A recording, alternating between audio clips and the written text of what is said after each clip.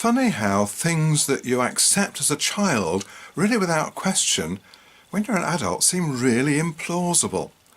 I was thinking about the story of the healing of the paralytic. You remember the one when the friends carry this guy up onto the roof and dig a hole in the roof and let him down in front of Jesus because they can't get into the house, there's so many people crowding in it.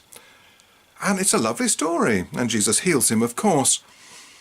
But I suddenly thought, well, what about those crowded people in the room? All of a sudden, bits of the ceiling start falling on them. Are they just going to sit there and just listen to Jesus talking while the ceiling collapses? Now, it's a bit dangerous, who knows what heavy bits are going to fall on them. They'll be pushing out and getting out. And what about the owner? Why didn't he rush up the stairs onto the roof and say, "What are you doing to my house?" I just can't see how it can possibly be true. No, lovely story for children, but not for me, thanks. So the next question is, did the writer of Matthew's Gospel believe it was true? Well, I don't think it was important to him. He wasn't writing a history book like we'd write in the 21st century. No, what he was doing was trying to persuade us about Jesus. He was trying to tell us a theological point, not a historical point. And let me just read a bit to you, because when they let down the paralytic in front of Jesus, he doesn't immediately say, "You're healed, get up." He says, "Son, your sins are forgiven."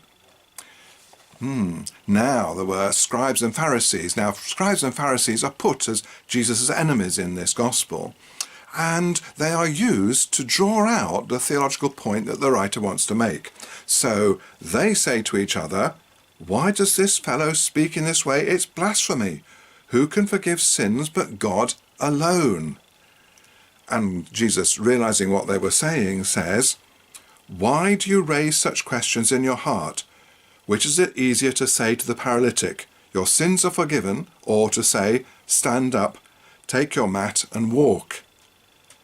And goes on, "But so that you may know that the Son of Man has authority on earth to forgive sins," and he then turns to the paralytic, "I say to you, stand up, take up your mat and go to your home." And the paralytic stands up and goes home. So the point that the writer of the Gospel is making is that Jesus has the power of God. He's beginning to get the idea to us that Jesus is the Son of God, is God himself.